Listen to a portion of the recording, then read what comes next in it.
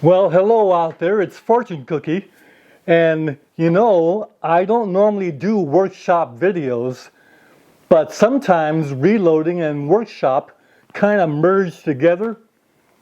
And so I thought I'd do a workshop video for all of you out there who own Workmates. Now, these are really handy, and they've come in different models. The current one is the model 425. They have another one that's a little simpler. It doesn't have all this in the center. So I think it's a model 400. But so the two variants of the Workmate. This is the 425, and those of you who have this, or even the 400, they're very handy. And the older Workmates are also very handy. But I'd like to go ahead and show you what I did and modify this to create a workbench that's really stable and useful. Can still do a lot of clamping, but we don't have the dog holes and we don't have the vise. But we've got a lot more stability. So give you an idea of the stability, we'll take these things off the top, and this is pretty stable, but it's not that stable. I mean, you can lift it with one finger like this. So those of you who want something much more stable, here is a possible solution for you. And it doesn't take much. A lot of us have the materials already on hand. So to show you how cool the Workmate is, I've got 4 of these Bessie clamps just riding on this rail here.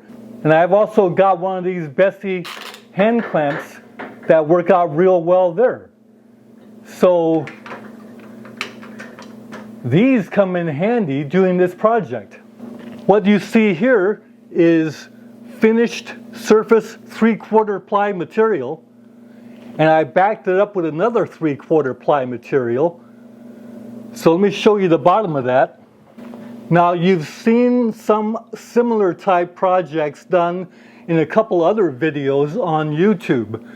But this is different, because what we have here is something that is not as large, because too large gives instability because you're only dealing with a certain distance here from the support. And if your table gets too far out from that, you've got a little instability. So there's a reason why the Workmate is the size that it is. It's very handy size. But this gives you a little bit more surface to work on. And what I did was I took 2 more sheets of 3/4 material and cut it into 8-inch section, put the 2 together, screwed it together, and then also glued and screwed it to the main double 3/4 thickness of the top surface. So you got a total of 4 3/4 inch thick material here, and all screwed together, all glued together, so it's really firm. And what we created is about a 40-pound top that goes into that drops in between the jaws of your Workmate vise, and you just go ahead and tighten it up